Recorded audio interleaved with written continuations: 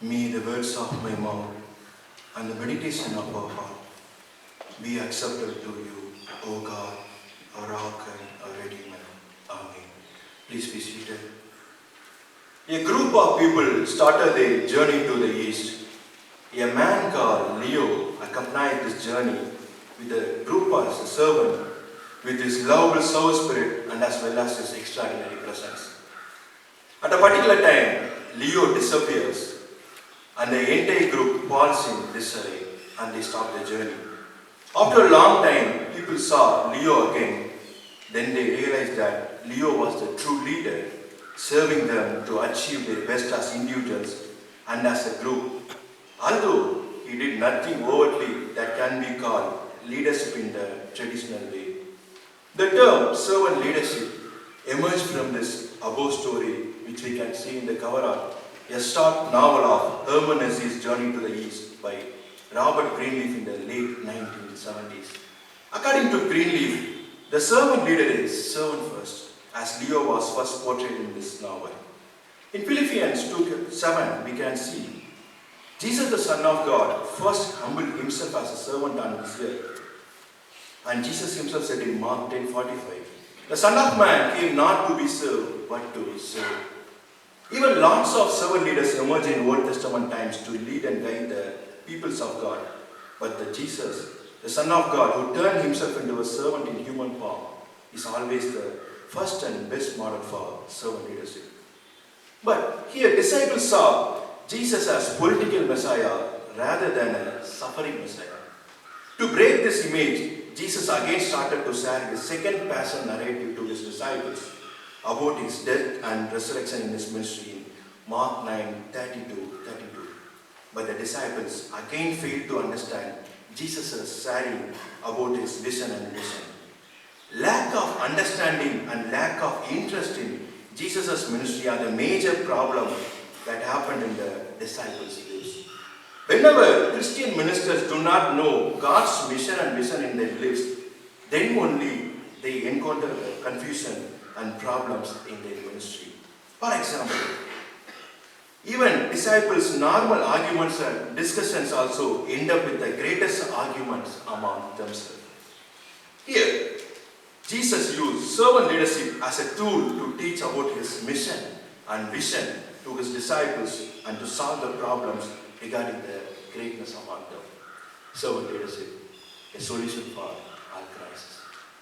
The red pericope of the gospel takes place in Capernaum, the Galilean village from which Peter, Andrew, James and John came, and in which Jesus also healed Peter's mother-in-law.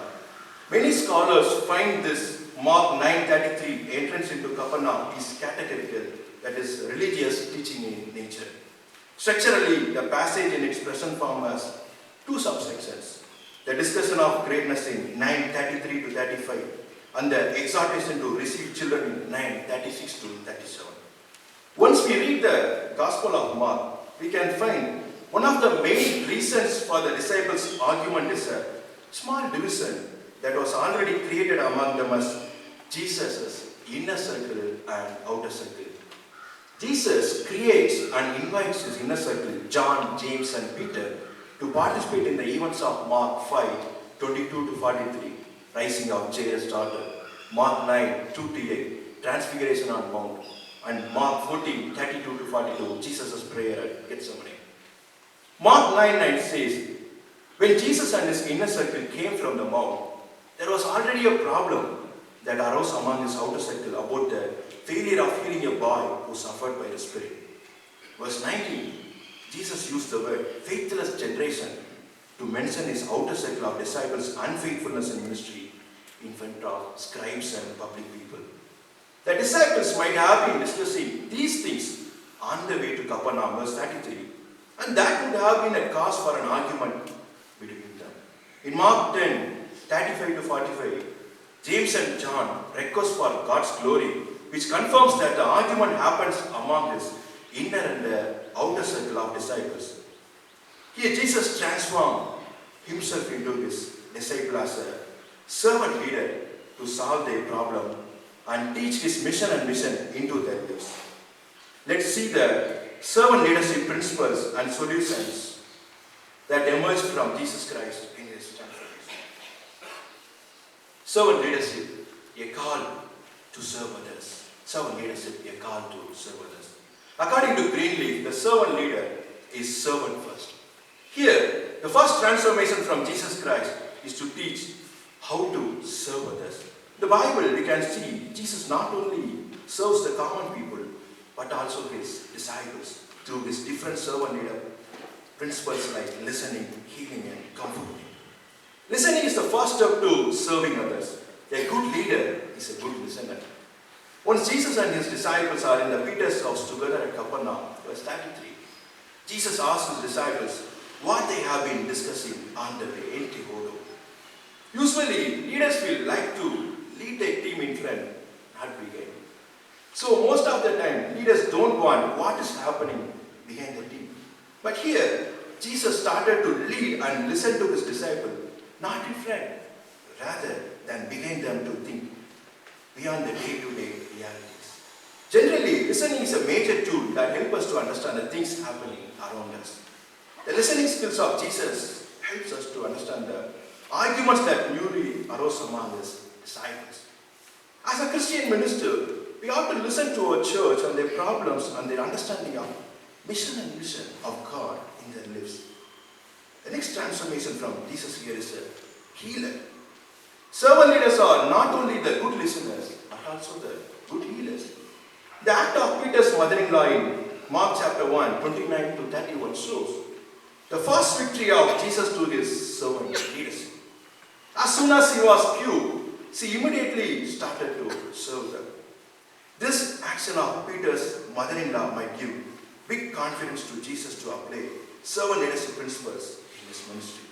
The main character of servant leader is to help and solve the problems of others in their relationship at the starting stage itself. Most of the time, as a Christian minister, we forget to solve the newly arisen problems in our church at an early stage. As a result, it causes problems among all church people physically as well as mentally. Verse 34 says, they were kept silent to answer Jesus' question. It shows this argument affected them mentally and they are very disturbed and not ready to answer Jesus' question. Here, Jesus tries to solve this mental problem among his disciples by voluntarily involving himself by asking a question to them. Even in our church, lots of people will come up with mental problems. It's time to think about our responses to them through our counseling and our sermons. And here, Jesus comforts his disciples by dealing with this problem in private houses, not in public. Because Jesus remembers that the disciples want to speak these things only in private, verse 28. And Jesus did not point any disciple's name to solve this argument directly, even though Jesus knows from whom this problem came. That is one of the best principles of servant leadership. As a Christian minister, through our sermon, we have to give God's hope to our people. And we don't have to corner anyone through our sermons in the altar. Mother Teresa is a great example of a servant leader. She dedicated her entire life to serving other people. She also showed Jesus' characteristic of servant leadership like empathy, healing, comfort, awareness, persuasion, commitment to the growth of other people and building a community through her ministry. Now we will move on to second point.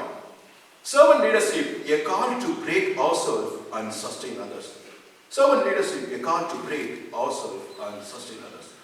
In Mark 14, verses 22 to 24, we can see, during the Last Supper, Jesus took bread and broke it, gave it to them and said, take, this is my body. The next transformation of Jesus is to break himself to build a community of disciples as well as to teach them about his mission and vision. Verse 34 says, on the way they are arguing with one another who was the greatest. In their culture, it was also a source of pride among people to showcase that they were the greatest among others. If a person is great, lots of people will follow the person and they will respect them a lot, which we can see from Simon, who amazed Samaria in Acts 8, 9 to 11. Theudas in Acts 5:36, of course in Jesus Christ's ministry. The Gospel of Thomas, extra-canonical saints, version of the discussion says clearly that the issue raised among the disciples was an argument about who would rule the community after Jesus has departed. Disciples also have prayed in being great like Jesus. We can see the angel of God, Gabriel, explains the birth narrative about Jesus Christ in Luke 1:32, like, he will be great. It shows disciples need the image of Christ and the position of Christ in their ministry. In Mark 10:39, James and John directly said to Jesus, they can drink and be baptized like Jesus, so that they could sit at Jesus' right and left hand in his glory. This clearly shows that they are ready to take the seats of Jesus after his death. Once disciples started to fight for greatness, Jesus didn't say it was wrong. Rather, he taught, who can be great? He sat down with a rabbinic teaching method and said, whoever wants to be first must be last of all and servant of all. Generally, those who get first are always considered the greatest in this world. But here, Jesus' teaching turns this upside down. Jesus knows that those who are getting first in this world are usually not ready to leave their place for anyone. These inner circle disciples are also using their opportunities to showcase their dominance over the outer circle to withstand their position. You can see in Mark 10:37. Even now, churches and Christian educational institutions are encouraging ranking systems to nurture biblical thoughts by conducting lots of competitions. But the problem here is that most of them who get first in the competition are more interested in getting the first prize and the name greatest of all time than in learning the Bible. At the same time, they are not ready to give their place or name to anyone which they have been getting for a long time. It is also applicable to church communities. We are always grateful to see ourselves, not others.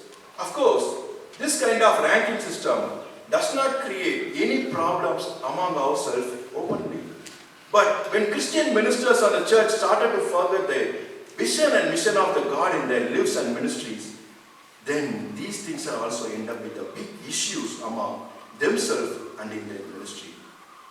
Jesus didn't say greatness was wrong. Rather, he said indirectly that those who want to become great have to accept others and give opportunity to others as well. Verse 37, Jesus took a child and said, whoever welcomes this child in his name welcomes Jesus. Whoever welcomes Jesus, they are welcoming God, the Creator. Children were the oppressed community at that time. Jesus taught his disciples to accept other people, particularly oppressed people, into their ministry through this incident. If you are ready to give us solidarity to oppressed people in our churches, means we are ready to welcome Jesus. However, most dominant structures do not allow opportunities for Dalits and other minority peoples in the churches as well as in society. But in Christianity, according to Jesus, that could not be the case. We have to accept everyone with no differences. Another explanation for Jesus' inviting children into their midst is to teach his disciples how Jesus accepted his disciples in their early stage. Like these children, most of disciples didn't have any recognition or any image in society before they were hired by the Messiah as his disciples. It's an invitation for all disciples to rethink their past lives and Jesus' call towards his ministry. Verse 35 says, whoever wants to be first must be last of all and servant of all. This is a repeated call to disciples to break themselves to become like a Jesus as a servant leader who came not to be served but to serve. In Revelation 1:17, Jesus says, I am the first and last.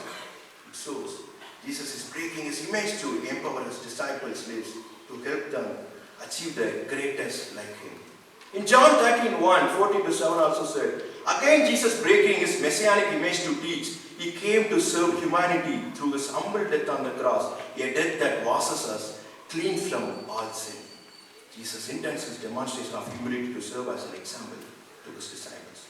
Friends, as we came to the end of the sermon, I just want to conclude that the person whom we saw in the hermeneutic story, Leo is not a good servant leader to compare him with Jesus Christ.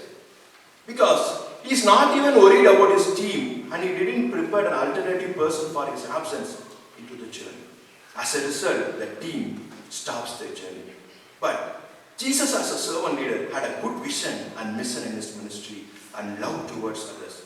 He chose his inner circle previously to take on a leadership role after his death. Jesus also taught servant leadership principle to his disciples until his ascension. Even if a servant leader dies, their team, their good ways and their good words will speak and create a great change among their team and society. Once the Pharisee Gamaliel, teacher of law, said to all the Israelites about apostles in Acts 5, there were lots of leaders who emerged and died, like Theudas and Judas the Galilean. And after that, their disciples also died. Is it the same in the case of apostle? And if this happened by humans, not by God, then the apostles' life and their ministry would also be demolished like this. But it's not the same in the apostle case. It is because of the servant leadership of Jesus Christ, his vision and his principles in that today's Christianity is rooted.